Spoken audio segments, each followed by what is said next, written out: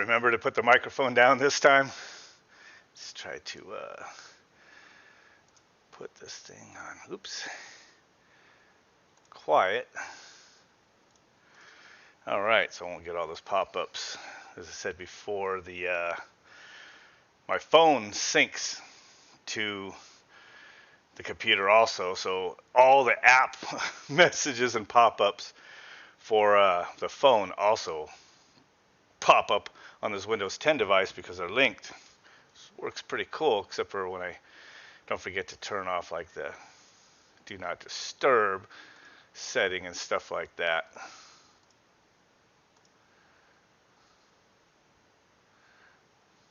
Some settings here.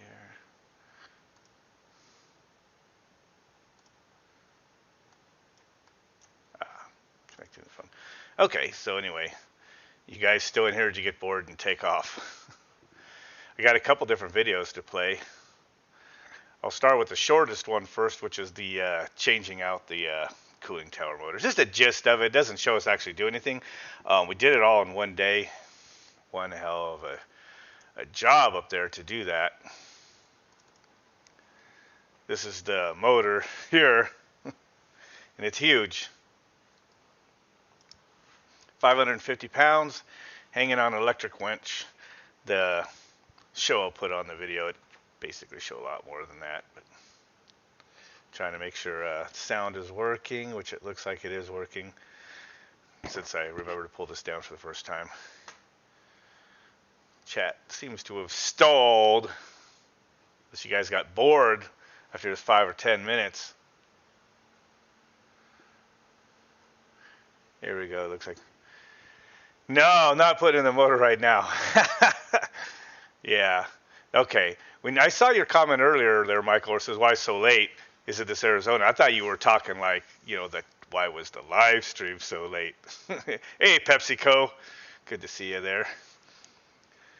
But yeah, we did this a couple days ago, but it was all in one day. So it was a lot of work. So I'm going to play that video first and then, you know, answer you guys in the live chat or whatever. It's not that long of a video. The other two videos I have is have one of repairing some Frederick's VRP, the variable refrigerant P-Tech or whatever that P stands for, I forget. Little bit of stuff messing around with that. It's pretty cool, interesting. But the main one, I think the video you guys are gonna like, because I kind of enjoyed it myself after editing it real quick, was what we did today down in Tucson. And to go to this stupid like university dorm place and work on these Climate Master heat pumps, new type units. At least I never knew they existed, and they are bastards. The design is bastards. It's just how you have to work on it. It's just so bastardized. Did a compressor today, only 10 years old. It died of COVID. Oh, you know, Igor, that's going right on the statistics. It's another death.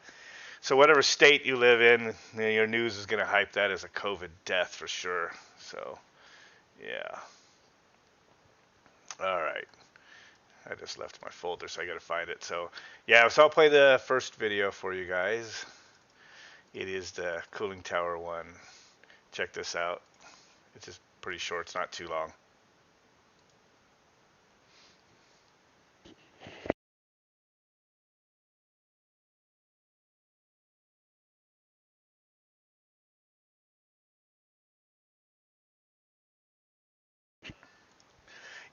Hopefully you guys can still hear me. I think it shows it working, but just so you know, and I didn't say it in the video, but the reason there's no crane is because it would take a helicopter, because this is like 19 floors or 15 floors up, I think. Yeah, 15 floors up on top of the roof. So yeah, we used an elevator to get the motor up on the dolly, but then we had to use just all muscle and the electric winches. I keep this one on my truck. It does 800 pounds.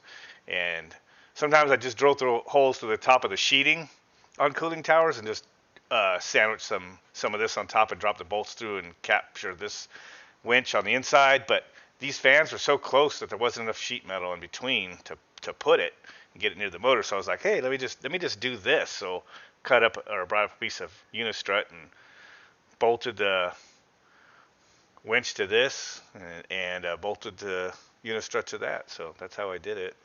So there's some clips here of it.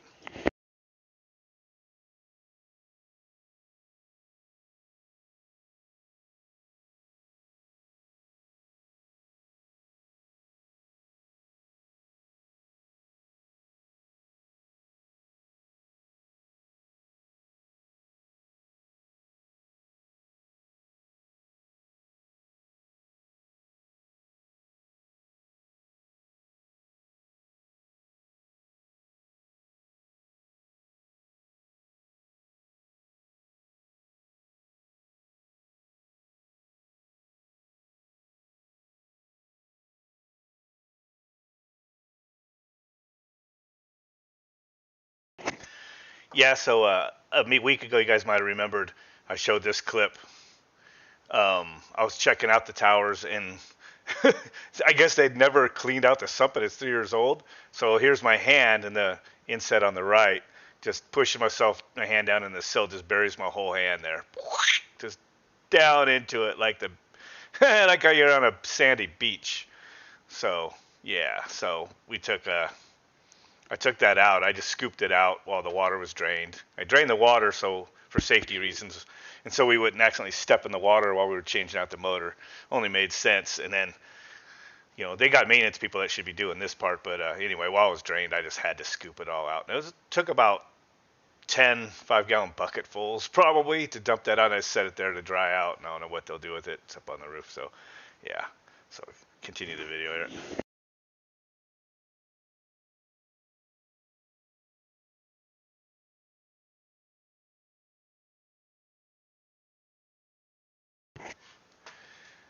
Is the desktop audio not working?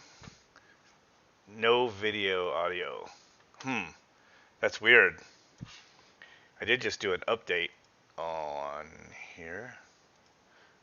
Desktop audio. Let me hit play again. You're right, it's not moving the VU meter. Let's see.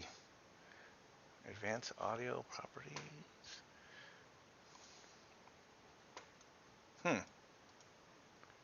Properties. Device. Oh, let's see here. It went back to default.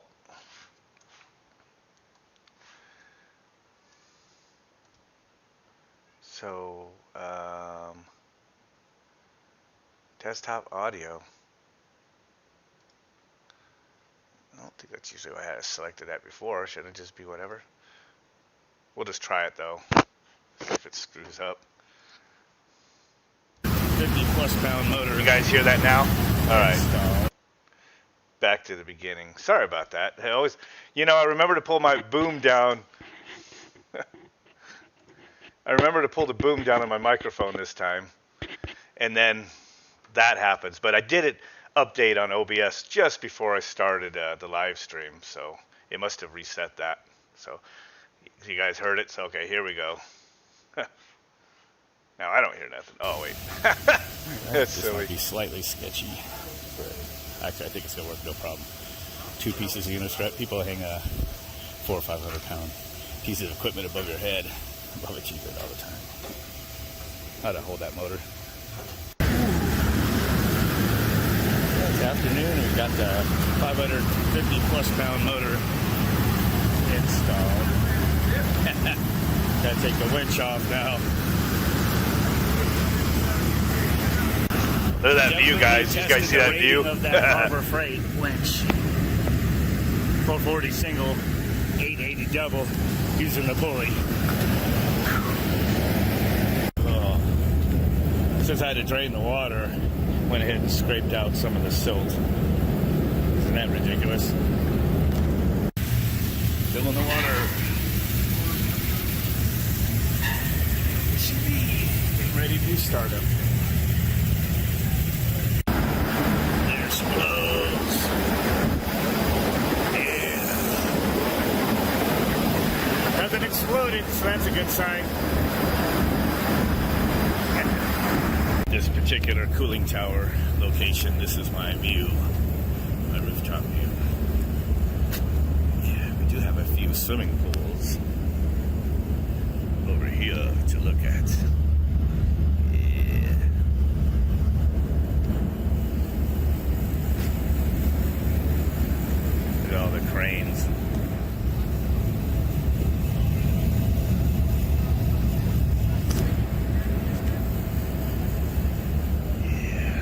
lots of stuff being built. New building over there. Buildings over there. And over there. Oh yeah.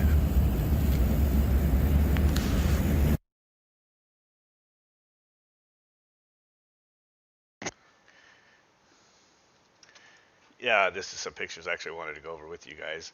So yeah, at this point, PepsiCo, I'm not by the fan. There's like I'm outside the area where the tower is, on the same level, but outside the surrounding area of it, and then out looking over the wall, which isn't a very tall wall when you lean in there.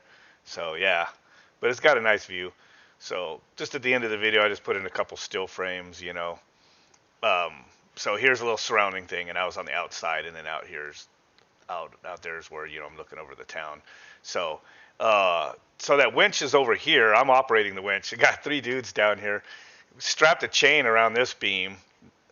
Out this door right here is the doorway to come in from the inside the building. So we went up the what do we call it?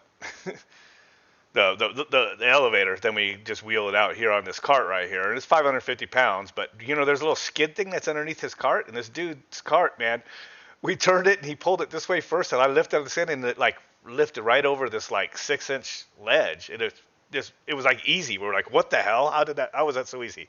That means the rest of the day is going to be hard. Yeah. So like, dang it.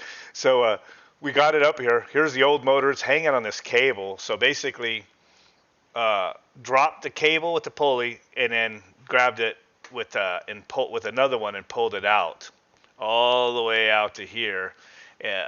Or we lowered it out here and then grabbed it with the come along that he's operating right here, and we're pulling the motor over here and setting it down at this point.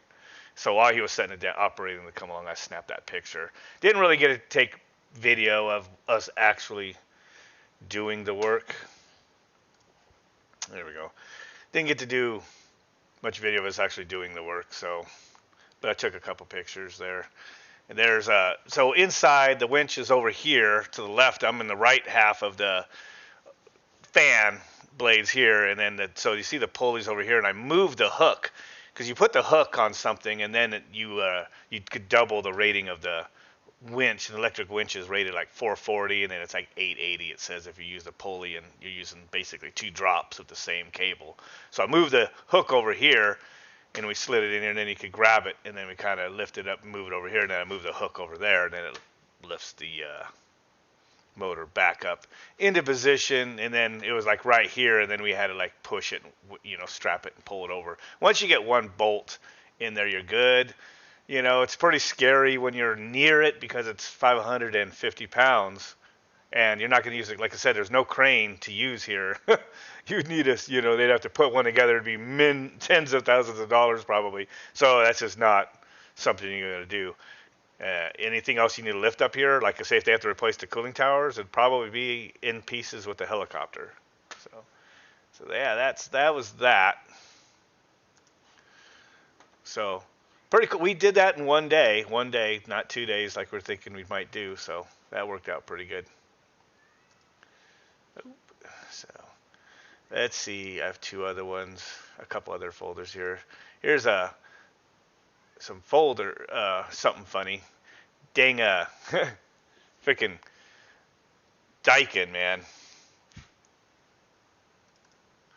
They have this long, skinny pancake units on their VRV units, and show this other picture first. This is the other side of it, but the access is over here down at the bottom for this filter box. That's an optional accessory that bolts to the VRV unit, variable refrigerant volume, as Daikin calls it, instead of VRF. So this filter box, it only has an opening on this side, not this side. But look at this. There's a duct here and all this. You couldn't do it anyway. And it's got 2 27-inch long filters in it, right? So up against the wall and over a sink is what it took to get to it. So we had to like hang crooked on a frickin' ladder. So we got one filter pulled out. You see 26 7/8 inch long, but it's only like 12 inches. Yeah, 11 3/8. Weird sizes, man. And by 4 inches. So here's the filter, and here's the back of the VRV unit. So you see they put this mesh So I was worried about like pushing. I was using a coat hanger like thing to get to the filter. I was worried about it catching into the fans, but it has this on here. And here's where the ductwork connects. So this is a filter box. But here, check this out, this filter box, these mother effers, man. Sorry, but so there's 2 filters, and we're trying to use a wire to hook out the second filter. Well, guess what? Guess what, guys? Look at this crap. Metal brace here and here, about 1-inch wide strips going up to reinforce this unit. So when you stick a wire back in this unit, right, and you're reaching in there, and this is almost blind where we're at. We had to lift out a light to get to this, to access the opening. So when we use the wire, it grabs onto this. You're trying to freaking pull the dang filter out. It's not hooking the filter. Finally, we had to use a wooden stick with a screw screwed into it that would be solid and push past this bar and grab the filter further back in and pull the filter towards us. Yeah, so Daikin, ever since they bought out Goodman, they've been making bad decisions. Stupid things. So, yep, okay, just closed the wrong folder again. Get back in there. So that, Fredericks, I did work on the Fredericks unit, which he said next time drill a hole in the actual filter. Oh, we tried to, before that, we broke like a mop handle, and then my other coworker, he, oops, that didn't show a picture. My coworker, we made it like into a spear, and he tried to stab the filter, it just didn't work. Taped the filter together, yep, exactly what I was thinking. Of course, then we didn't do it. But I thought about it before then. Got a little error with the pictures opening here. Oh, there it goes. All right, so, Fredericks VRP units, variable speed rotary.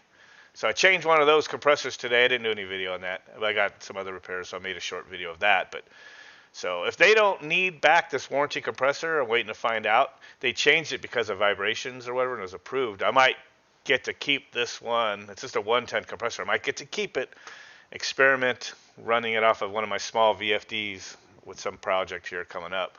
Just a little baby sucker. I mean, it's like 5/16 discharge and 3/8 suction on this sucker.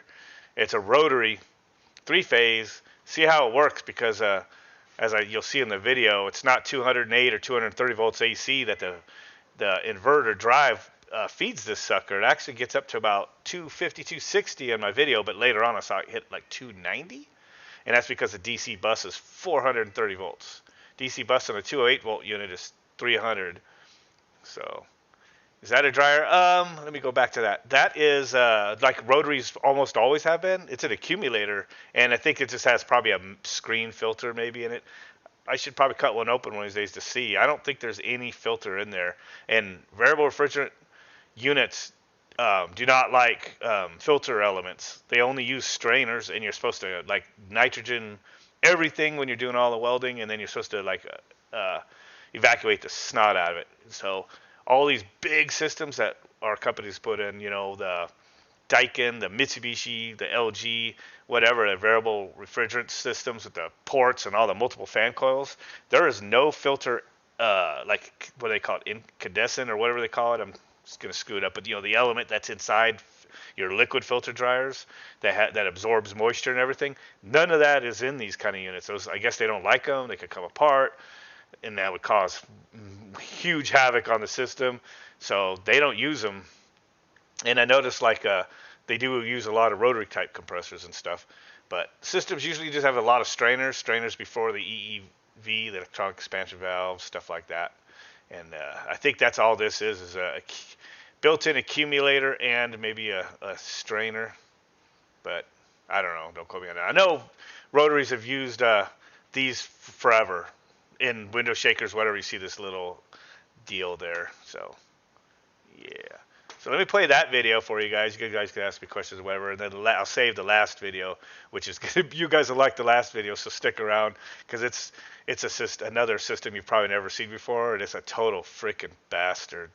So check this out now. What is up in the hotel room? Working on more Frederick units. Taped off the smoke detector. That is the way the contractor preferred me to do it, rather than them put it in test mode. So what I do on these units is I loosen up all the wiring harness snap ring things here that secure to the back of the electrical box. And once I do that, I can use a ratchet strap to pull this box out of the unit and up and out of the way. And then you actually got pretty good access. Somebody told me there's no way to change this fan motor without pulling it through the side. But I don't know. I'm pretty sure that unit will come out doing this same step here to lift the electrical box out of the way. So, somebody already tried to weld this one before me. And the leak was in this bend, which is not where we've been getting the leaks on these. We've been getting the leaks on these right here on top of the compressor, which we have 3 of them leaking there, which is why I've got these new assemblies from the factory for us to replace. Just not on this one. So I welded it right there. I have the feeling that this box was in place and they reached up in there and tried to weld it, because there was no evidence that these wires had ever been loosened and taken off of the back of this thing. So basically these units have been having some issues, some growing pain issues. But I don't hate them like I hate Goodman, because clearly Frederick puts effort into creating these units and their innovation with these units. Even this electrical box, which I lift out, has hooks right here. So when you lift it out,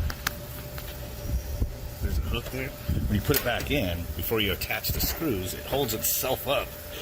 I mean, they included that in the design. That is pretty cool. I mean, this company tries to do a lot of innovation with their units.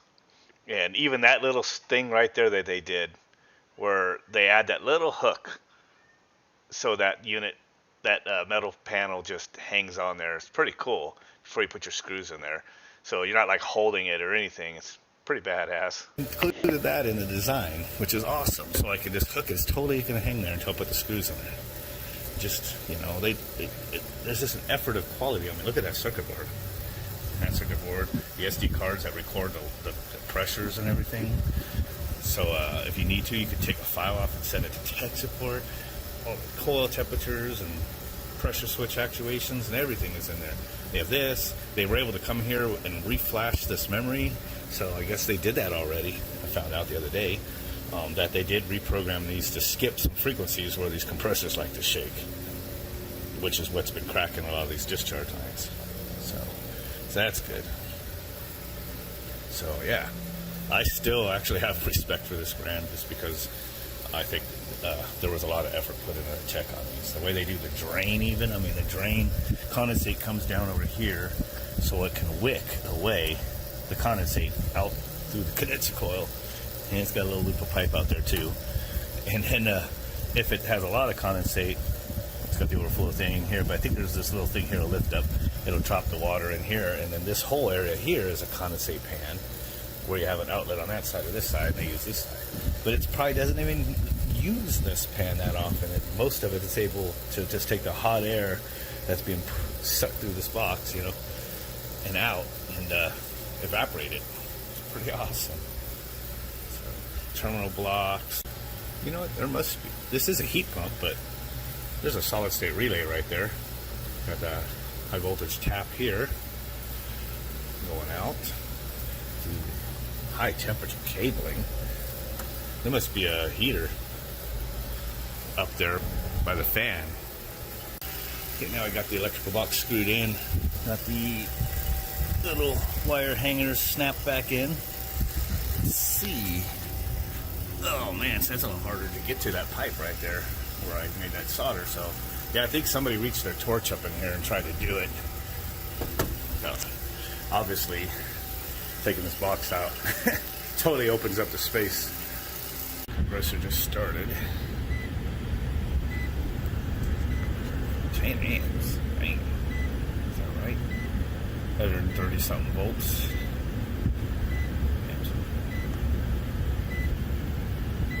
60 volts.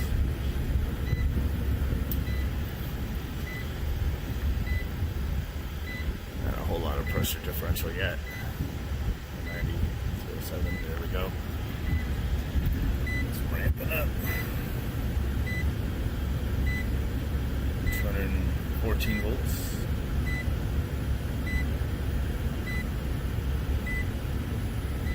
Usually only read a couple amps on these things. 10 amps.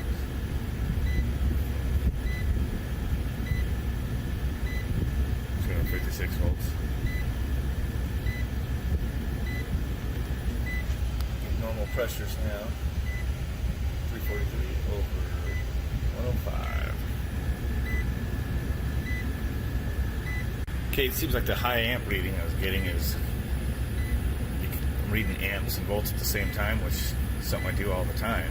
But 2.6, that's what I usually read on these compressor outputs. But when I have the volt probes in, reading the volts at the same time, it's throwing off. It could be because of the frequency coming out of this sucker. Not a normal sine wave.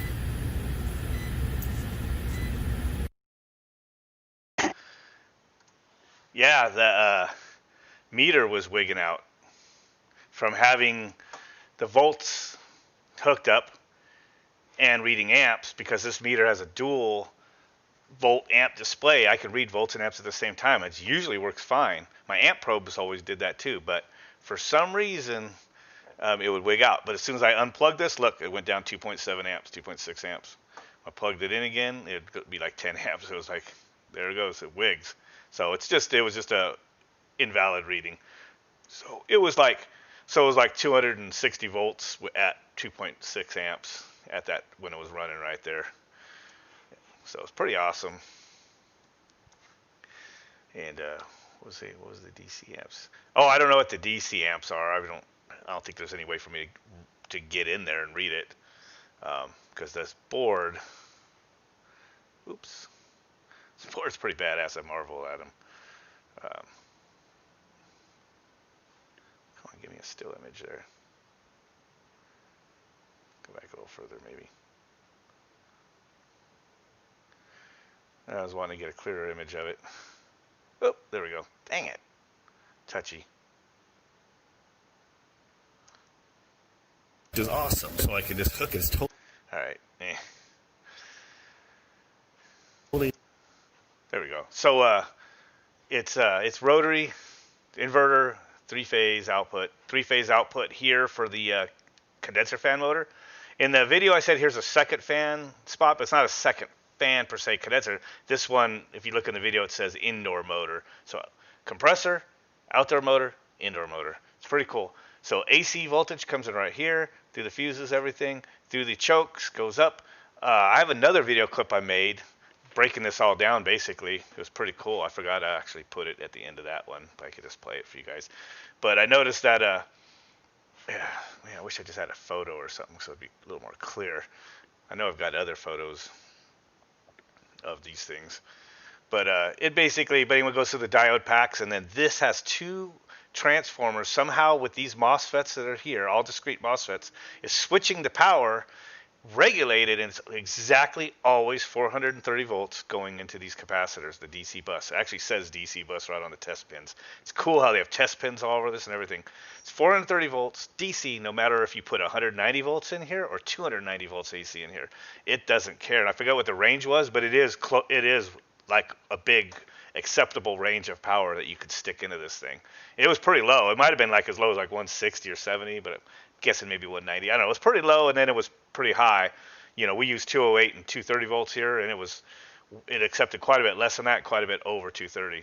So, and then these right here, 6 discrete MOSFETs. It's not using one of those IGBT blocks like almost everybody else does. So it's got, you can see the screw for every MOSFET, 6 of them, and then the 3 connections for each MOSFET. So it's just like these are MOSFETs, but it's for each of the other motors. It's clear in my other video I made. What did I do with it? Put it in this temp folder. Oh, I should have put. Here's a still image of the unit. There we go. I hope should have used that before. So yeah, these transformers right here, they have 4 connections and 4 wires. They might be just doubled up. So it's not just like a regular buck inverter or buck power supply. So I think it's a primary and secondary, and they're pretty beefed up. So, and this is only a 1-ton unit right here, but I think this board goes good up to 2 tons. Hope you guys ain't hearing that stupid cat in the background. It's meowing, but I might have to go kick it. Shut it up. So yeah, power goes in and it's DC. It steps it up, and then it's got the MOSFETs for the outputs. MOSFETs for outputs for the outdoor fan.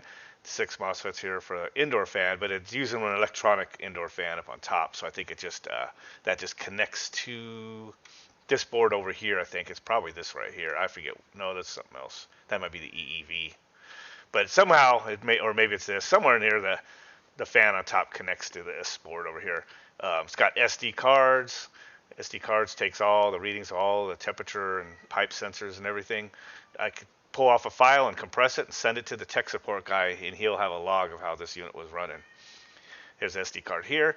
These guys came here within the last month or so because we've had some issues with all those breaking in the lines. We just fixed like 4 more units from broken copper lines, and we've been doing the diagnosing, we've been finding at certain frequencies these compressors shake bad, and this freaking pipe would just.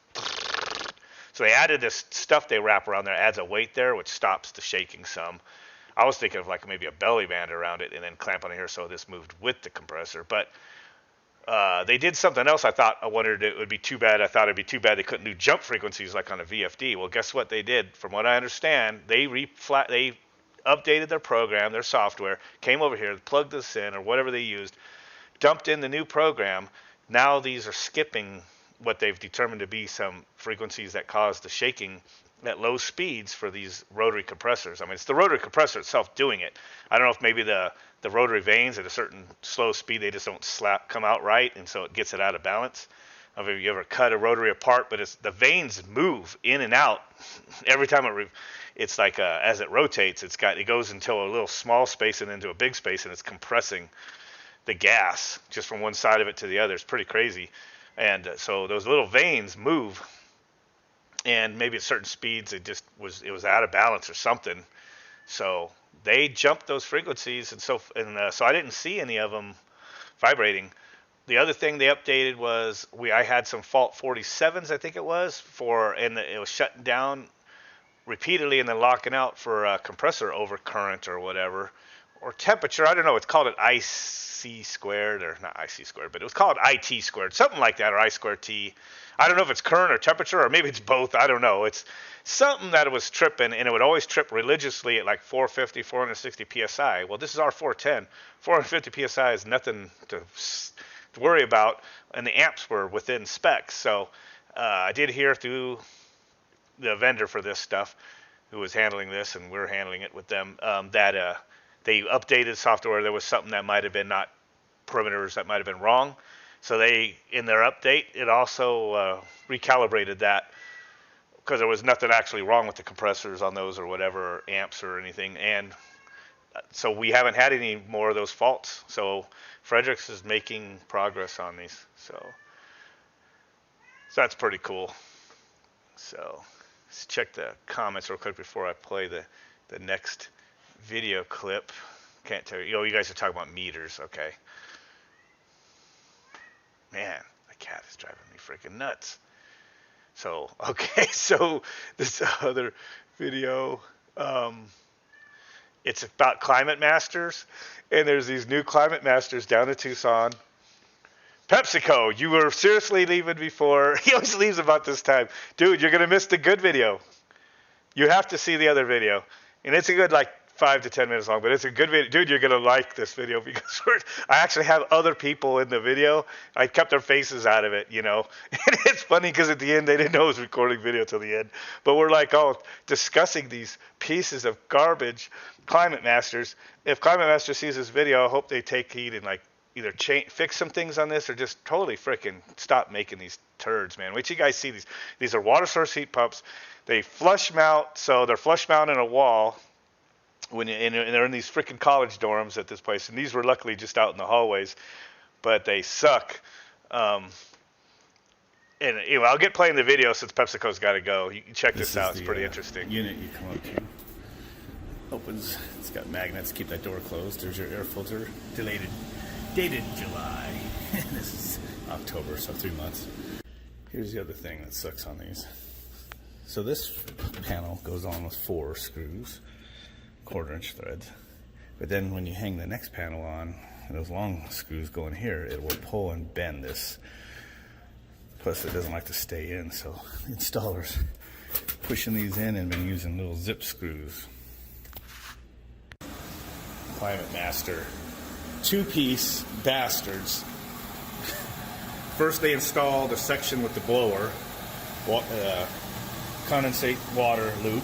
There's a fresh air, it looks like, down there. And it's open almost all the way. And then you got to pull this section out. After you pull the outer section out, and then to get to the compressor, so you don't get to the compressor from here. That's just a circuit board, right? Mm-hmm. So to get to the compressor to check any pressures, you got to pull this unit, pull the back cover off, which usually sometimes screwed on 3 sides. So most of the time, you're saying you're having to turn off the water, disconnect the water lines, to get pull out the unit, get to the compressor compartment, put your gauges on, put the unit back together with the water lines, then you can check the pressure. So I'd rather just see a freaking packaged water source heat pump shoved in the freaking opening in a closet than this shit. This is a stupid design. And then just Climate Master data, real popular units. Dang. And then your condensate. Oh, the switch is installed backwards. Up is on, down is on. Yeah, and so, dang, where was that condensate line again? I know I've seen it. Right here. Oh, that? There's no condensate water. It's Yeah. right here. We have to pull the cover to see got that. This is another cover that comes off. Yeah, that's what we're. So let's pull that cover off. Yep. Okay, hold on to that so it doesn't fall on my head. Oh, you gotta take these 2 screws. This is the third layer that we have to pull off just to get to this part of the unit. Yeah, this was actually even kind of short. It's supposed to be in that hole. Yeah. And it ain't. This is what I'm talking about. So the condensate pan is right here. Yep. And then it has a flex tube that just hangs here. Uh-huh. It's supposed to be ran down into that. Because this sits back. Watch your Yep. That And if sits somebody back. pulls this unit out too far, it pinches that line and blocks it off. Right. So if you run the screws too hard on that outer cover, it'll pull this unit out and also pull your condensate hose out on you if you don't pay attention. And this hose is too short. You can't pull it down no more. Yep. Cover right there just gets you to the circuit board and contactor. Yeah. But doesn't get you to the compressor or the pressure ports. They should have put the pressure ports right there. They should have extended them. Yep. Yeah, they should have Climate Master, you better be listening. In fact, just stop making these pieces of shits. They put circuit ports in there. Yep. There's the circuit board. Just like the other Climate Masters, except for it's chill. And then there's transformer, contactor, fan relay. Another relay for some reason. Maybe it's There's 2 more screws. But yeah, no pressure ports, man. They should have put the pressure ports somewhere out here on extensions. At least Rain did that. Remakes. Extensions. Oh, yeah. On their units. Oh, yeah. They've always done that. I know. Yeah, it's always been on the They could have outside. followed dumbass Green. I don't know. I wouldn't say Reams are dumbass. But Green is a dumbass. they're dumbass because some of them are sucky to work on, but they won't quit running. I know. That's why we hate them, because there's 30-year-old Reams out there still running. They're all coffins and stuff. Oh, man. And then to pull this thing completely out, unplug. They did give you the Molex plugs, yep. Unplug these. But it's unhooking the water and then rehooking it all back up Drop just to your check water, the pressure. and then you can take the bolt off and take it. I guess Climate Master thought we would enjoy these units. And right here is the first sensor. The yellow wire to here. And then there's the secondary sensor. Oh, there is one for the secondary. Yeah, right there. Yeah, you see how this is? This just drips down through the hole into the bottom And then it pan, dumps and then the drain is on the bottom. So if the main drain plugs up, you have to pull this out to blow it out. But I heard that those aren't even clamped on here, so you have the danger of blowing off the hose underneath. Yeah. Yes.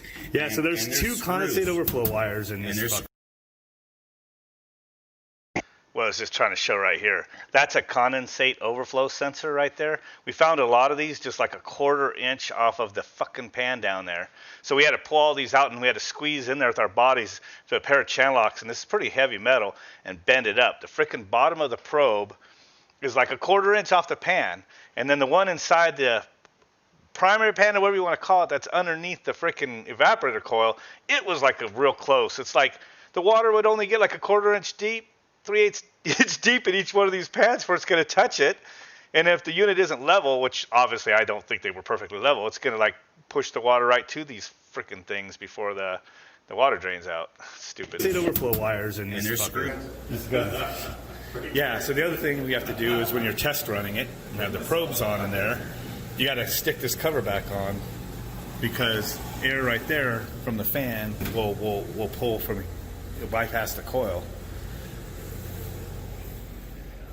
So now my supply air start to actually drop in there. So our condensate water is 71 in and 85 out. It's actually loaded up a little bit more now that it's pulling air through the evaporator coil. You'll grab. And if you notice, this is where he was talking about. If you over tighten it, it'll actually pull the unit forward.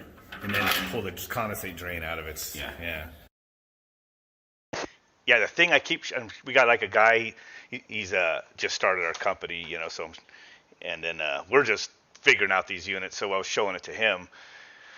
I've realized this the one other time I went there, it's on my second time working on these. They have these fucking 1/4-inch threaded bolts. And this is like 6-inch bolts. This is the last layer that goes on, that outer layer. And they all connect, a lot of it's connecting with these freaking bolts, dude. So, but if you like, as you tighten these bolts to hold this outer frame to the wall, flush, if you keep tightening the bolts, it will pull the unit forward towards this because it just slides in there.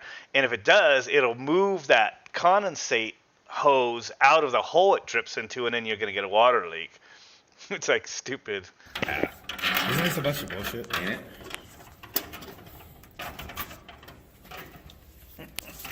Get it done.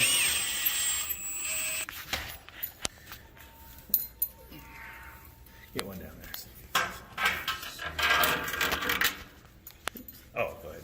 I was just recording for my show and tell of these piece of shits. Yeah. Are you getting my good side? Yeah, I'm not getting you at all in there. You getting my ugly side? Anonymous. So what do you think of these so far? No comment. Oh, come on. No comment. No comment. What do you have to say about these? Oh, it's the worst pieces of crap I've ever seen in 30 years. Oh, you're recording this? Yes. You dumbass. Oh, the other guy didn't know I was recording till right then. Oh, man. So what'd you guys think of that piece of junk? How do you like those water source heat pumps?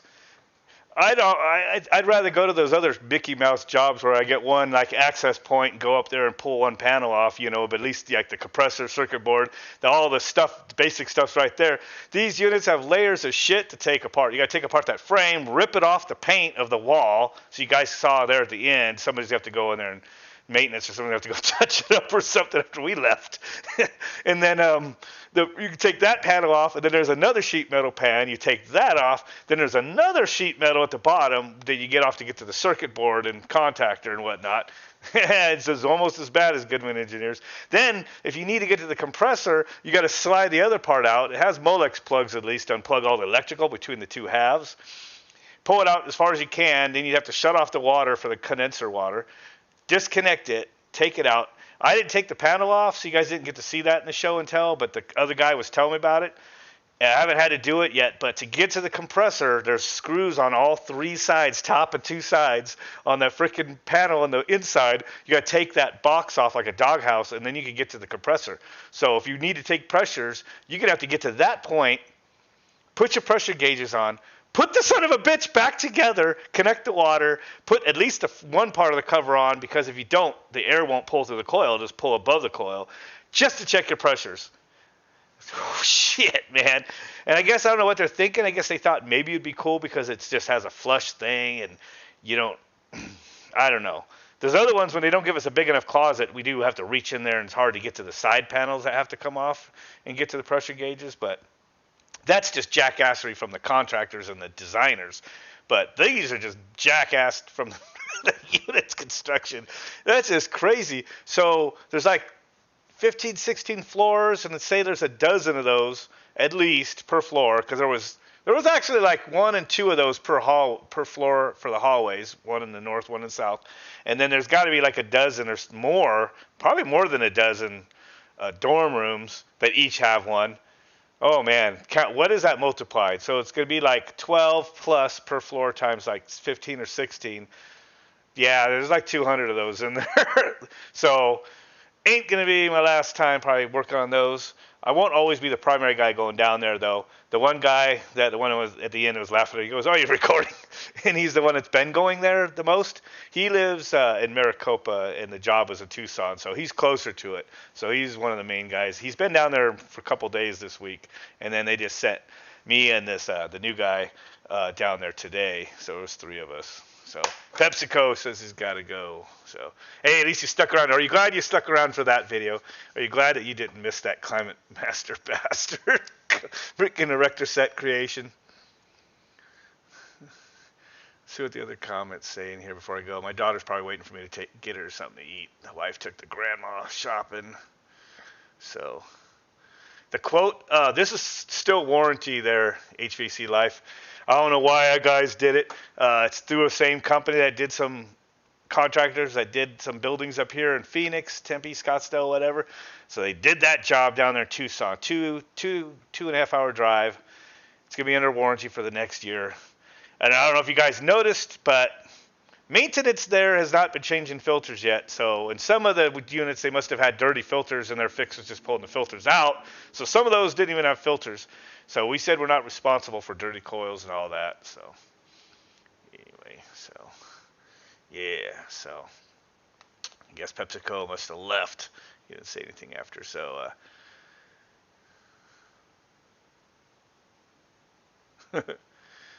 Carrier designed a unit, their 48 series. Oh, you're talking about a big unit. I know you're not talking about like residential or like 50 YQs and 50 QQs and all that stuff. Those square bastard rooftop units. Of course, a lot of people I don't see those if they don't have a lot of rooftop units like here. But those units were tanks and tough as nails. Not my favorite units to work on. They had that old mechanical defrost timer and everything, but those were tanks. So 48s. I'm trying to remember a brain fart, but I don't know if you're talking about chillers or whatever, maybe.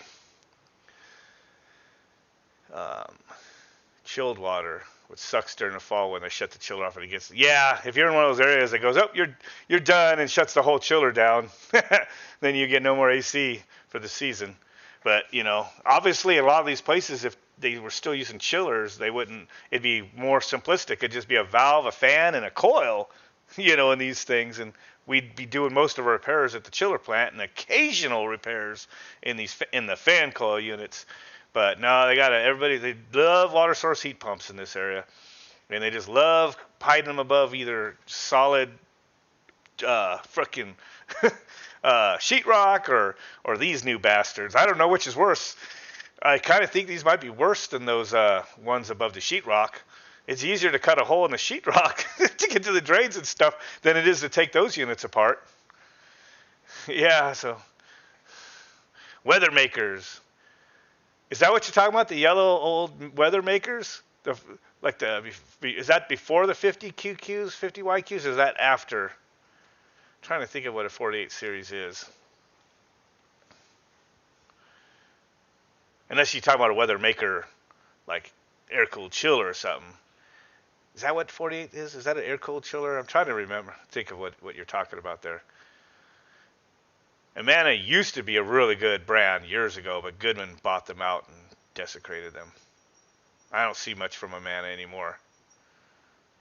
But the last couple designs I saw, they were still, originated from Amana, and they were better than Goodman. And then you actually saw some of the stuff kind of swapped with Goodman. But okay, so yeah, you're talking about the old simple package units. If I go into my real quick before I leave the thing, let's see. I don't know, in this folder here. What unit's this one? No. Look at that. Dude, that's a GE, man, which became Train. Pictures for 2005. Some of these folders. No, it's just 1800 folder. I know maybe it's this one. Look how many pictures are in here. Ain't 30 files. All right, that's not right. Nope. All right. Okay. Oh, that's where I got a lot of stuff. Dude, there's so many photos. Okay, yeah, there's thousands in that one. I know I have thousands of photos and stuff. I guarantee you there's probably a 48 series you're talking about in there. Oh, I always pull this one on, guys. What brand is that right there? What brand AC unit is that? Tell me quick. Who could tell me what brand AC this is right here in this picture? Tell me in the chat.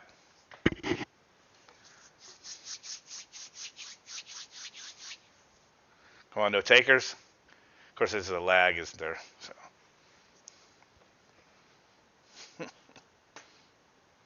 Anyone else have any guesses before I say what it is?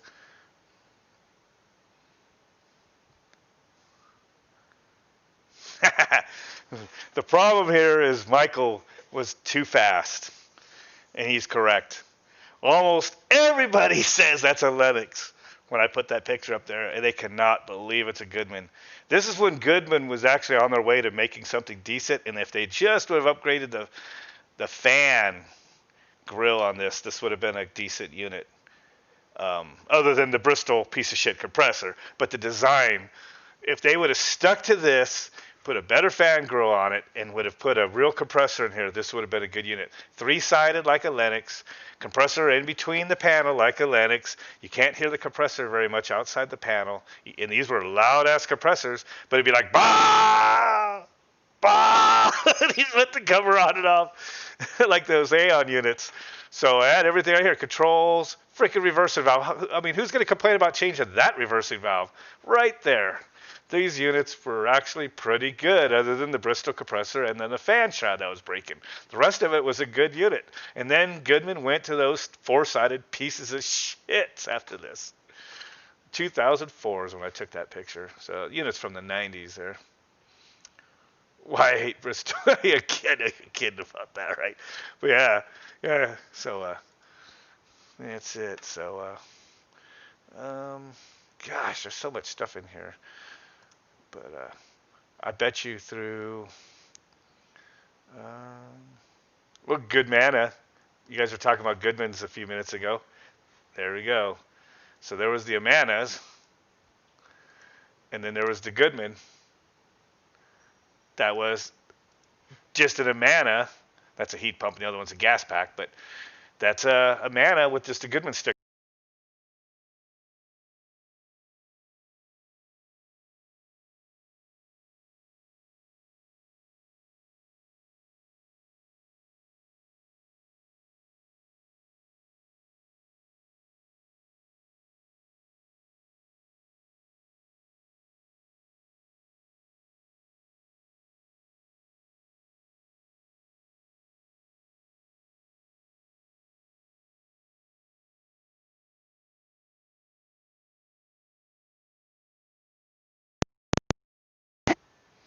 First time it happened tonight.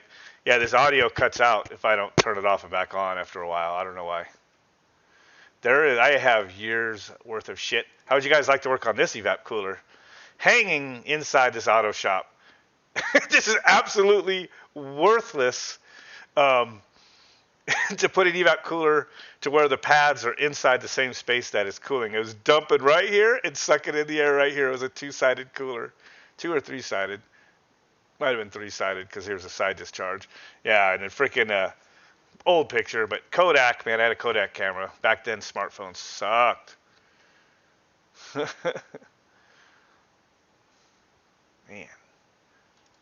I used to go work on old turds, man, for some of these places. I used to look at that thing. I just wanted to scroll just to see. I know there's got to be a 48 series. The guy mentioned it. Now I'm just stuck on it. There's what's this one?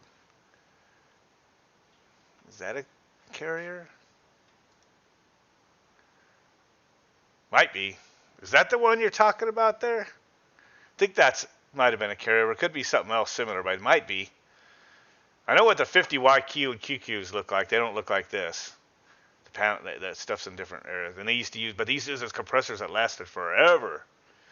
Who was it that was mentioning the 48 series earlier? Can't remember which one of you.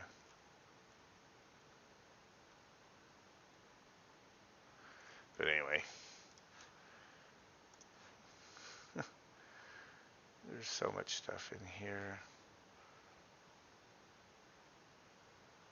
This is Linux, okay.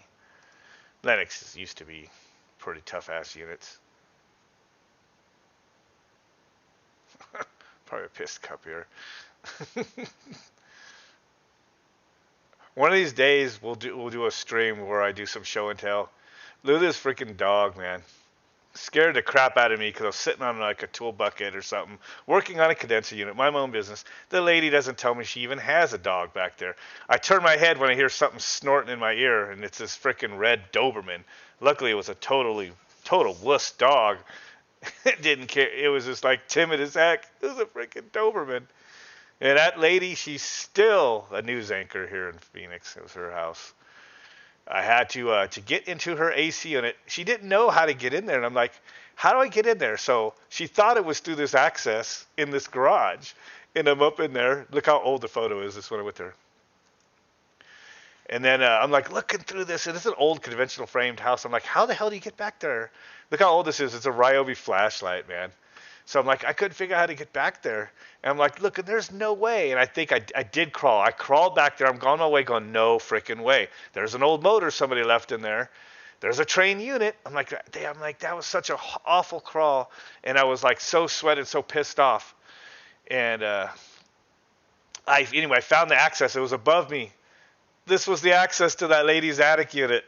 From the top of the roof, there was a freaking pop hatch somebody made out of sheet metal. Yeah, there it is. From the rooftop. No, I hardly ever do residential anymore. Mostly just if it's somebody we know. We got to probably go to one next week, though. Like a mansion, pretty much, with like 8 units, man. So, yeah, that was the access to that one. Yeah, there was her dog again after I kind of walked to it. The dog was watching me, got kind of scared after I was looking at it there. Train unit. Yeah. I have a lot of show and tell in this, years worth of stuff. And when I used to take pictures a lot. Yeah. That place was foobard. Let's see. Describe the 48 series a little more, Igor. Are you talking about when they were yellow, or when they were green, or when they were already gray? Like what year range are you talking about? And of course, here's kind of stuff that Phoenix, Peoria, and Glendale are probably the worst for this. They build 2-story houses, put a package unit up there. That might be a carrier. Tile roof with just a strip of shingles and say that's where we want you to put your ladder. By the way, it's scary as shit, and you got to put the ladder up there, and that's your. And then if you wash the coil, it's all wet, can't walk anywhere else, and all the pigeon shit and everything is all slicked down. You got to walk back down the steep roof to your ladder, freaking back down to your ladder. That was crazy shit. Oh, are you talking about these carrier units, maybe? What were these? The ones with the fan on the side. That's not what you're talking about, is it, Igor?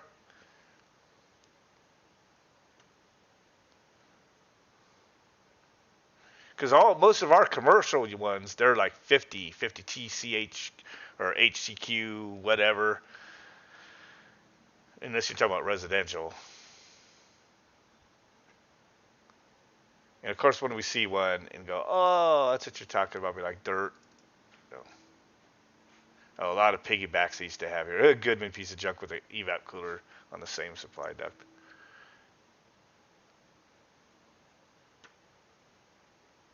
Oh, you're talking about the newer ones with the new ones with the VFDs added? Is that what you're talking about?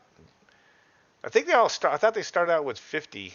Most of ours will have start with the number 50 HCQ D, HCQ A. Okay, you're not talking about antique. So I'm in this old folder for nothing, even though they have made that overall design for years. So probably have to call this quit here in a second. But yeah, look at this, man. This is so much shit I used to have to do.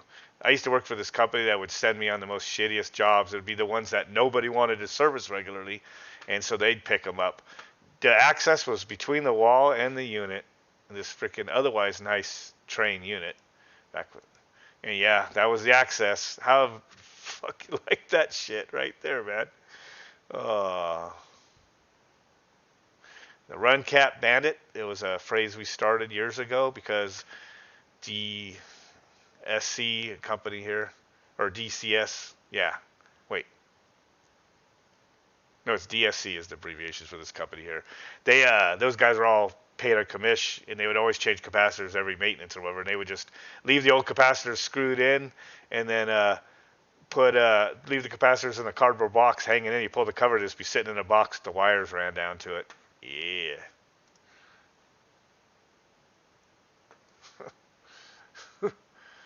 Oh man, all sorts of crazy stuff. Oh, coil cleaning job. It looks like. Look at that old bastard. It's not spine fin. What do they call this when you have the little circular little freaking discs, little things on the freaking coils? These things.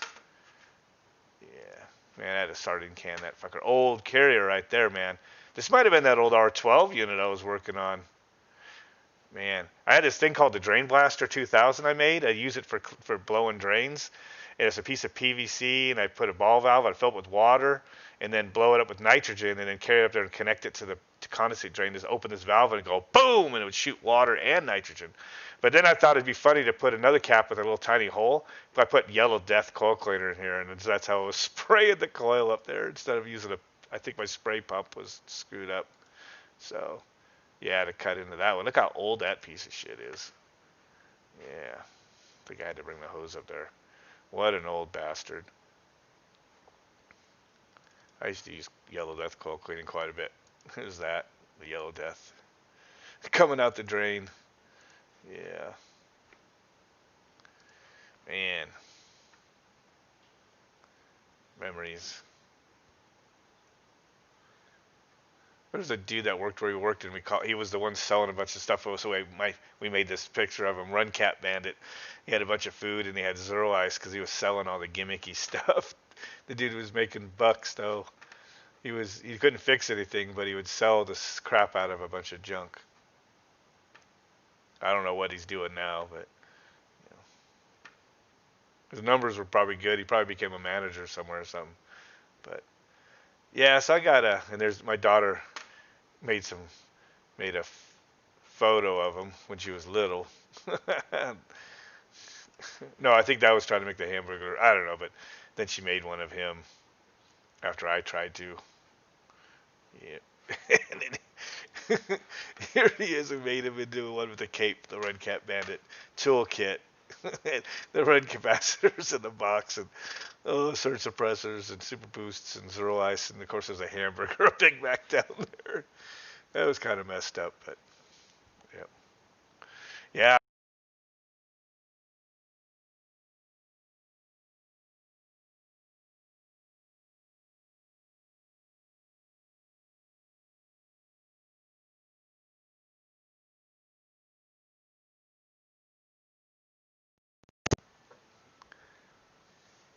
Still, there we go. Stupid thing. I was just saying, we had in Sun City a lot of air handlers that'd be in the closet, and then the condensate drain went under the slab out to the yard, and the termination point would get buried over the years, and they wouldn't be able to find it. And I would hit it with that drain blaster, and it would blow a crater out of the ground out there. And if it didn't blow a crater out, it'd make a wet spot, but it blew the dirt off where it was buried a lot of times. So here's one more to show you guys before I go. This coil was heavy. Actually, I had a second worker come over to help me get it up there. They were having problems with leaking coils in these carrier units right here. And I think this is the old coil, packaged residential unit. Audio looks like it's working now, right? You guys are still saying no sound, but I see the audio moving over here. It's back, right? I know the chat's delayed. Okay. So they were not keeping up, and there might be a picture here somewhere of me finding the leak on that thing. I used that's probably in another date, but I actually put the dye in it, and it was sure enough right in the middle of this coil. So the coil was heavy as shit. Rob freaking was helping me. It was really heavy coil. The reason that coil was so heavy, and I don't know what the deal was, or it's because they had to make them this way temporarily, but 100% copper coil, and I'm not kidding, that was a copper coil. photos from an old early smartphone or whatever it was I was using, or maybe it was a flip phone. Coil's not all that good. But there it is. Original coil. Copper coil. And I'm not kidding. It was a copper coil. And it weighed like 2 or 3 times what the aluminum tube fin one did. And these are also something different. I'll show you guys. But yeah, check that out, man. Copper. Oh yeah, if you took that old one out, dude, it weighed a lot. I don't know what that cost them to produce. They must have made it like that way in emergency just to get people fixed because it was under warranty. And they had a lot of those 10-year warranties too. So you get those compressors that vibrate. They're hard to find, but you take out your bolt that goes down from the top when you mount a compressor, and this thing is like a car engine mount. It has a bolt on one side, you thread down, it has a bolt on the top. Set your compressor on it and put a nut on it. This is all rubber isolator in the middle, and it feels like the compressor is on springs, even though it just looks like rubber. There it is. It actually didn't come with the nuts. You had to go find them. But you would just, if you pushed on the compressor, it would like slowly like move around like it was on springs on these things. We'd get this sound inside these houses on these flat roofs, and people are used to the steady purr of a reciprocating compressor, and then they get a scroll, and the scroll would go, and they'd hear it inside. It wasn't loud, but it would drive them nuts. I swear, I put these mounts underneath there, and they were sold through Sigler for Carrier. Night and day difference for what they hear. And then in other brands like Yorks and everything that also had that problem with their scrolls, Copeland scrolls, I'd order these from Sigler and put them on there. They were pretty expensive, these mounts. Somewhere I have a picture of them. There's another picture of them sitting in there. Yeah, mounts. They still make it. Yeah, there's that copper coil again. I must have done the mounts and the coil in that one or something. That's, yeah. Shiny.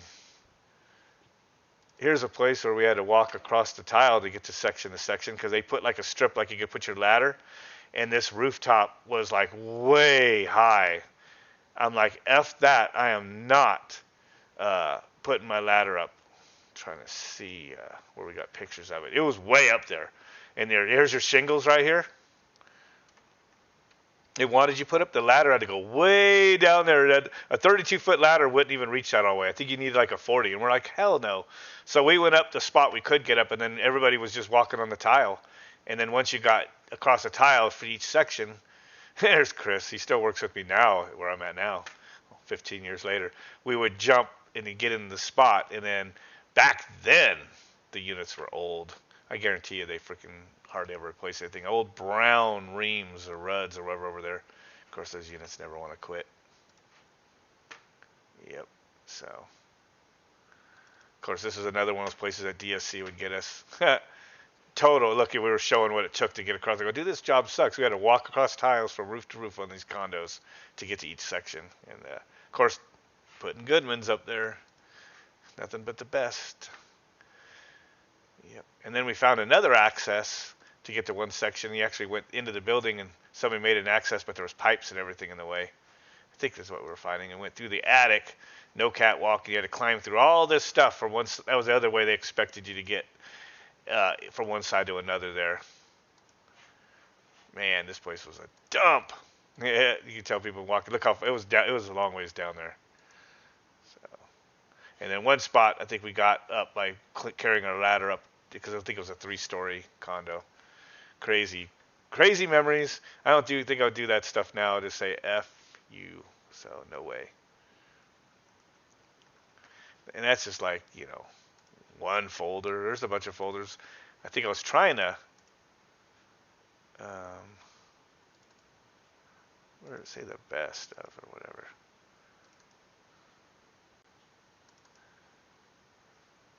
Oh, the company that I was working for, they also did, installers didn't know what TXVs did. They'd either half-ass stick them on, or they would just zip tie them in the air like it was sensing the air temperature up in the freaking attic. And I'm not kidding. I know there's some photos of that shit somewhere in here. They didn't know what they were doing. But they were paying them piecework. I was trying to organize some of this stuff, but which place was this? Yeah, that's nothing. Oh, I think this was organized for a website I used to have or something a long time ago. So Goodman Country, where I used to fix the same problems on Goodman's every day. It's crazy, but this video's been long. I was union from like 2006 when I left that hack place until 2009. The recession, and then I got laid off. We were only 3 techs, and we were a satellite company for a Colorado company there. It was union. It was pretty cool until that point, and then we just got really slow, and the big contracts we had, like Best Buys and stuff, just cut our maintenances in half, or even some of them just said no maintenance, we'll call unit breaks, and it just, when you have 3 guys just sitting at home half the time, all of a sudden, it just dropped out. So, yeah. I don't know. Resi sucks. Yeah, I don't like Resi. I like, commercial and the VRF stuff and all that stuff. I kind of in electronics and stuff, so I kind of don't mind that stuff. Supermarket refrigeration, no, for some reason, it does not entice me. Probably because everybody I knew that went over there, they were telling me how they'd get calls. It woke up right after sleeping, hard sleep, 1:30 in the morning. Boop, ring, Safeway, up in Flagstaff. Gotta go. Hell no. One other thing I'll just show before I go is, you guys probably seen the video clip the other day, but I did work more on a circuit here. Of course, I've hacked it a little more with that, but I built a first test one, but it was just getting all cluster effed up. So then I made this new one, and it has one other little daughter board that has, the optical isolator. But then this one here didn't work very good, so I had to unsolder it and put another one on there. But I actually got my voltage regulator working on a small scale. I think you guys saw maybe the video the other day. It actually worked. It was regulating, but I'm using a step-down transformer and using lower voltage. So mostly self-taught on the electrical stuff, but I did go to tech school, and then I kind of didn't do real young, and I didn't do anything. Then I wound up falling into HVAC, knew somebody was in there, so I didn't go to HVAC school. Went to some electronics school originally back in 1990, and then got into HVAC. But I was a mechanic some before that, so this is like hobby stuff. I just don't stick to it. I don't do it every day. So, but I love, I always was a kid that took stuff apart. I still, if I take old things home, I'm taking it apart. I'm trying to figure out how it works. That's why, with the Fredericks unit, I'm trying to I'm not like an engineer like the people that made those Fredericks circuit boards, but I know enough to kind of figure out maybe kind of what they're doing, for the most part. So it's pretty cool. So I think that was everything. Oh, one last video, guys, before I go, you guys, just to make you guys laugh. As I was leaving Tucson, this kind of goes with the video the other day. Yesterday I made him, I started out with watching the debate in the background or whatever, but I saw this bus. Check out whose bus this is. He doesn't show it in the video camera, but I was thumbing it down and yelled at him. Oh, this is look. funny. Socialist communist pinkos.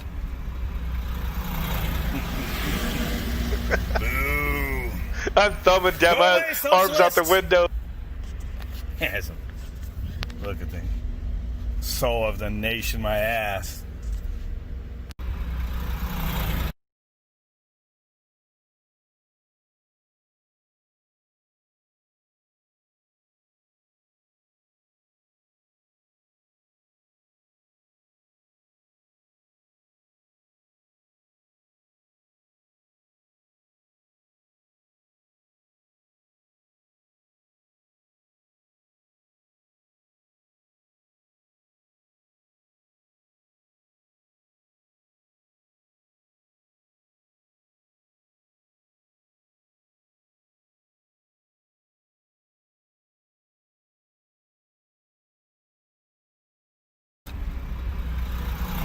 Socialist communist pinkos.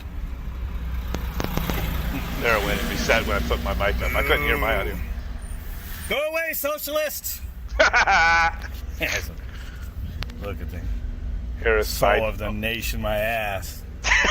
That's what it said on the front. Soul of the nation. Oh yeah, and it is Harris Biden. I don't know if you guys saw the news today, but Nancy Skeletor, as Mark Dice calls her, did something about and how she's planning on maybe setting up to be able to use the 25th Amendment or something to remove a president. But she said this isn't about Trump. This is for like after Trump or something like that. It's like, dude, she almost just admitted their plan. It's like to put him in there, Creepy Joe's gonna, you know, have to step down, and then de facto, the loser of the Democratic primaries, the girl who slept her way up into her success, is going to be the de facto president. Oh, did it have a Florida tag on it? It's funny. Yeah, but anyway. I couldn't believe I saw that and look at that piece of junk. Biden Harris, that's battle something, the soul of the nation. What does it say? Battle for the soul of the nation. Oh, wait, it's this text bus to 33. Oh, man. I should text him the video clip. Oh, man. What a piece of junk right there. Is that a Florida plate? I guess it is, huh? So I don't know what you guys think. Oh, man. Yeah. It is. I go on Twitter and mostly just like some people I follow and then the locals. There are some people that are gold on Twitter. Follow James Woods, the actor. He's freaking on the money. That guy's funny. The Hodge twins. Follow them. Somebody I stumbled across yesterday who I was kind of surprised because most Hollywood people are weirdos. There we go. Most people are weirdos in Hollywood, but every once in a while there's a couple that have pulled their heads out their butt. So James Woods, he's funny as hell, but serious at the same time. And then Christy Alley or whatever her name was, that was in Cheers. I saw her tweets and like she was like, yeah, she's like freaking very critical of the freaking saying that the leftists are all nuts now. So I was kind of surprised, and a couple other people. And so I like the Hodge twins and a couple other people that have been following their. James, AKA Hades. I don't know. Is that something to do with one of his movies or whatever? I watched a couple of his movies with my daughter. Cop, and then there was another one where he had to like bring a new trainee with him or whatever. Oh, Michael J. Fox. It's kind of dorky, but yet it was kind of funny though. He didn't want this punk actor kid to like be following him, like this action star hero. He had to train, teach to be like what cops do. I forget what it was called, but it's Michael J. Fox and James Wood. It was kind of funny though. Yeah, 80s and 90s movies, man. Yep, so we've been watching a lot of 80s and 90s movies with her, just the youngest one. So some of the Rambo movies she liked. I think a Commando she liked. She liked some of the ones with what is that Governor's name? The Terminator guy, but Arnold Schwarzenegger, but she won't watch the Terminator. Disney movies are just a bunch of propaganda, and they ruined Star Wars. Yeah, forget them. So, Hercules. That's Kevin Sorbo. I follow him on Twitter. Check out Kevin Sorbo. Kevin Sorbo. He just makes like Christian movies now mostly, I think. But yeah, the old Hercules show, which I really didn't watch actually, but yeah, I follow his Twitter. Thomas Sowell. Who is that? Is that someone that played? Is that in the movie or is that just someone to check out? Oh, economist. Okay. There's a couple people that are real popular, but I can't really stand them too much. Half of you will agree, and half of you will be disgusted that I say this. But Ben Shapiro, him just having to wear the goofy hat just kills it for me. But he's a very educated, smart guy as far as knowing how to talk in debates. But he was well-to-do. He comes from a wealthy family, and his mom is not Oriental, but it was like she was. I mean, you could find videos of him playing freaking violin when he was a kid, and probably learned all the mathematics and debate and politics. And so by the time he was 20 years old, he knows stuff that most 40, 50-year-olds don't know as far as what that stuff goes. But it's kind of goofy in other ways, so I'm kind of not a big fan of him. But Ben Shapiro's real popular, though. And there are some videos he does that are gold. They are. But he's a little too much, identity politics when it comes to his own tribe sometimes. So, yeah. Steven Crowder. Exactly what John HVAC just said. Yep. Exactly. So I like Ron Paul a little more on the Middle Eastern politics. He's a smart guy with man is with knowing how to just talk and debate and stuff. But he's just like I said, he has his own little issues, in some things. So Steven Crowder does some stuff. I've been watching him since he was on PJ Media, right before when he was like young and just starting out. More kind of comedy mixed with politics, which he still is, but he's got like a big show now. When he was like nothing, man. When YouTube was young and stuff too. I was watching Crowder with some other people on there on that one show, whatever it was. But he does some stuff that's pretty gross sometimes. It's like, ooh, when he's showing some of the weirdos and stuff. But he also has a lot of gold. So Steven Crowder, I still subscribe to him. I really enjoy his Change My Mind series. Yep. Is good. Who else is still cool to follow? There's a couple others I follow for alternative news, politics, but sometimes they get their channel real big and then it's always about it's always like the sky is falling, DEFCON 9, on the screen, things get you click on the videos, but it's just, after a while that gets kind of boring, and then they get some headline, and then they do a bunch of commercial ads because they want to make their money because their channel got big, and then they go into it, and then they just keep playing and stopping the videos you could just watch somewhere else uncut. So there's a couple of them, high impact flicks or whatever it's called, stuff like that. Pretty good information. A lot is good for like bashing people over the head with to get them to kind of see stuff, but after a while it gets a little old. So holy crap, 9 o'clock. My daughter's probably waiting. She's playing video games, so it's the only reason she hasn't screamed for me, or I just ain't hearing her. So bias both ways. Yeah. So yeah, Drudge. Somebody thinks something happened to Drudge, man. Alex Jones used to always talk about Drudge and stuff, and Drudge, I never really followed the Drudge Report, but I've heard the name for like 10, 15 years now. He was like, I heard he had the most internet traffic for like a news site or whatever you want to call it for like for the longest time. Somebody thinks he might have actually sold the site. They don't know, but something, it just took just a hard left, or something happened to the Drudge Report or something. Who knows? Or the guy just went insane, or I don't know, somebody got to him. Weird. So yeah, Drudge is being weird from what I saw, but like again, I don't really follow him a lot, so who knows what it is. But man, stuff is just getting really weird lately, to where, I mean, the stuff that's going on politically, like to where the media can, like, on one hand make people think that all cops are like inherently racist and they're gonna shoot you, to where people are just smashing businesses in their own towns to fix it, which is totally nuts. But my perspective is just how the media is just hammering down talking points, boom, boom, boom, and then the same media is going to tell you Orange Man bad, but these people good, and then the same media is telling everybody that they're reporting COVID deaths.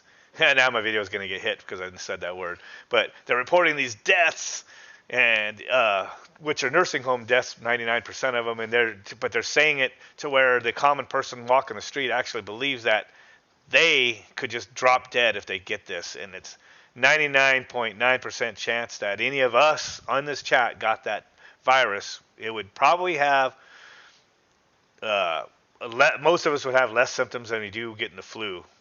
Trump didn't even get laid up.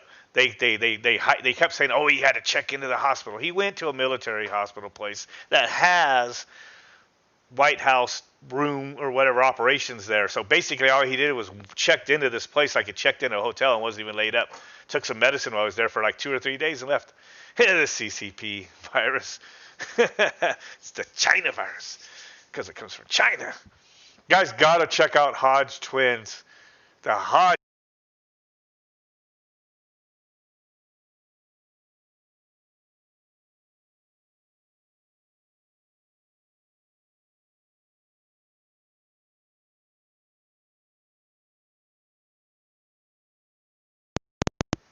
Stupid microphone. I was just telling you guys, you gotta check out the Hodge Twins on YouTube. Look up Conservative Twins on YouTube, Hodge Twins on Twitter. They're awesome. They're pretty funny. They're these black twin guys. They're pretty cool. They do a really good video series on BLM while it's you know, bogus and everything. But they've been around for a while. They have their old channel, which is like Ask Hodge Twins, and that's kind of perverted stuff. Yeah, the microphone times out after a while in the software or something. I just flip it up and back down, and it turns on. It's a brand new headset. Just the way it's worked since I got it. But anyway, yeah, their old channel, it's like Listen to Loveline or something. It's like where people call in and they say, oh, my girlfriend's talking to dudes or whatever. These guys just talk perverted as hell. So be careful if you go to that channel of theirs. But they became conservative like a year or two ago, and I found them on Steven Crowder. But so I watched their short videos. Yeah, Loveline, dude, that was crazy, huh? But Hodge Twins, I like their short conservative twin videos. It's pretty funny. And they sound like me because whenever I used to do my old shooting videos and everything, I was always like, yeah, making these sound effects with my voice and stuff. And these guys start out, they're like doing like stuff. And now at the end of each one of the videos, they're like, Trump 2020. And then the other twin always goes, yeah. Yeah, I almost need to show you guys just because it's funny as heck, man. The Hodge Twins.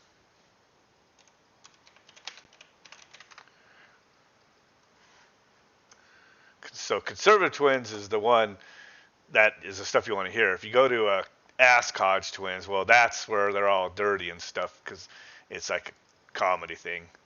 They've been around for a while because you can see them. They always have the same haircuts and beard styles and everything, and they've changed them. But they always, every video I've looked through always has them looking the same. And here's like a video they made. I like their videos. Oh, I'm on this account that doesn't have my premium, so here's commercials. But they start them out at the same every time. Let's start the show. Man, we got a damn good show. He says that every time. Damn good show. But at the end, at the very end, he always goes, Trump 2020. And the other one always says, yeah. Then in politics, it's powerful. Nancy, yeah, you a damn clown. Trump 2020. Yeah. It was a damn good show. Yeah. You guys got to watch this. It's Conservative Twins. Oh, man, it's really funny. So, crazy stuff. All right, my daughter's probably waiting for me. So, Pence was just here in Arizona, and as was those other clowns, obviously, as you saw that. Jib Jab, that's old dude. Yep, Jib Jab. Romp.com. Oh, when it was all Flash-based animations and stuff. Yeah, that was before Jib Jab.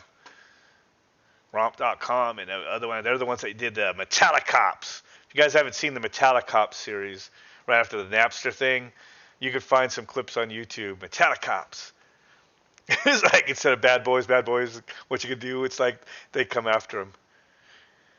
Greg Gutfield show, is that the guy on Fox?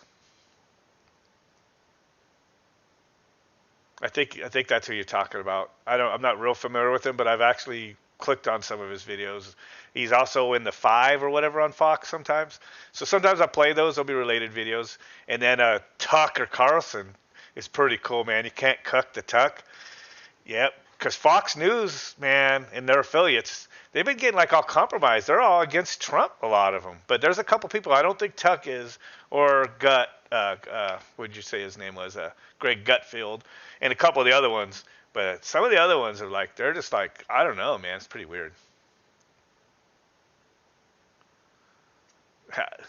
I don't know what you mean about that, John, but obviously there is a lot of them. I think that was funny, trying to be funny. Obviously the Hodge twins, a lot of other people. What's that one girl's name? Oh, man, they hate her. They call her like a Uncle Tom. She's a girl. Candace, whatever, Owens or whatever her last name is. I'm probably screwing it up. I don't know. Sometimes she's dorky, and sometimes I think she's really cool. Sometimes she looks dorky, and sometimes I think she looks cute. But, I mean, I think she's okay, She's conservative now. So, most of us, tech-type men, people, Candace Owens, yeah, is her name. Most of us, because we work, we pay our own bills. We're not entry-level anymore, because we got into a trade, right? And so we're not interested in getting welfare and handouts because, we're the people that are paying the taxes. You find out you just have to almost be like conservative or, Republican or whatever, even though I know there's a lot of corruption within it. But because to be on that other side now, it's all they do is say how they're going to like tax everything, but of rich people, which it never is, and they're going to give it to. They're telling these supporters they're all entitled, and they're going to be on the receiving end of this, and yeah, everybody knows that's bullcrap. Green New Deal, all that stuff. Everybody acts like everything's taxed on your income tax. Like, why did Trump pay? Or what did this pay? I go, dude, if you're not making a whole lot of money, you get all your income tax money back. Rich people do get a lot. Sometimes if they have a corporation or a company, there's a lot of write-offs. So people shouldn't compare that to it. But guess what they're paying? I was telling these idiots today. I go, dude, how much? You know where a lot of the taxes are? It's where nobody adds it up. I add it up. Gasoline tax, 40 cents a gallon is federal tax. My internet bill, $20 to $30 of it is some federal tax. My cell phone bill, because we have several phones, $40 a month goes to some federal tax. $40. The electric bill varies, but it's like an expensive month. It's $40 for just one tax that says federal something, and it goes to them that they don't even regulate, but that's what it's for or something. Yeah, amen to that, Igor. So there's hundreds of dollars of tax you're paying. Not to mention, the city tax and sales tax and everything when you consume. But most of our taxes are paid through consumption. And guess what? When someone has a company, like if we work for a company, every time I get gas in that truck that the company's got to pay for before they make a profit, 40 cents a gallon going to the feds. They're not getting out of paying that stuff. Doesn't matter if it's a big owner or whoever. Every little thing they get us a cell phone. They're not getting out of paying all the tax on that cell phone. They're not getting out of paying the taxes for everything that they use or for when they get parts or whatever. Those taxes are being paid, People just focus on income tax, which it does suck to get it taken out of your check. But I've been owing lately, and my wife and I both work, so we've been owing like one year I owed like $3,000 something or whatever. The other couple of years ago, and last couple of years I got it changed where I owed them hundreds, $900 I think I just paid for the last year's taxes. But people that are like only one, they're only got one person working, which is the way it should be. But anyway, one person's working and they're not making a high wage. You paying your income tax, and at the end of the year, and with the kids and everything, they're getting money and then some back. And these people are complaining about people not paying their fair share.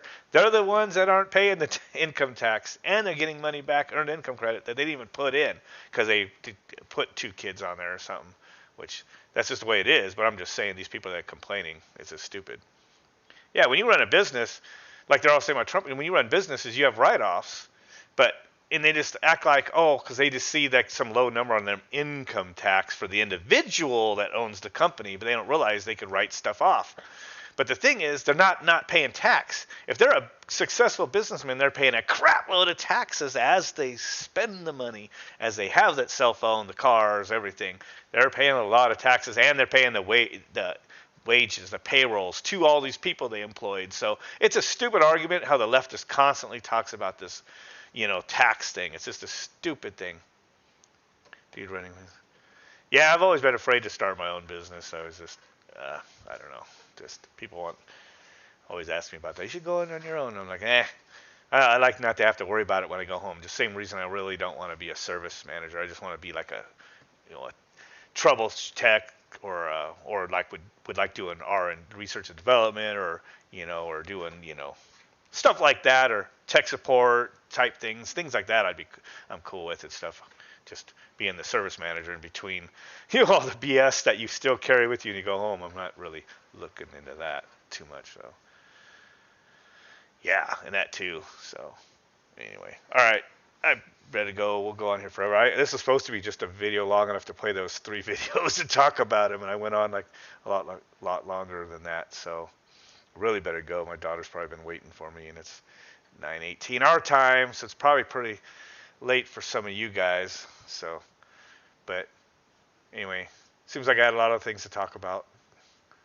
See what the time is. It has been duration. Wow, 7:30, almost 2 hours. Holy crap, guys. Yeah. So, all right, guys, I gotta call it.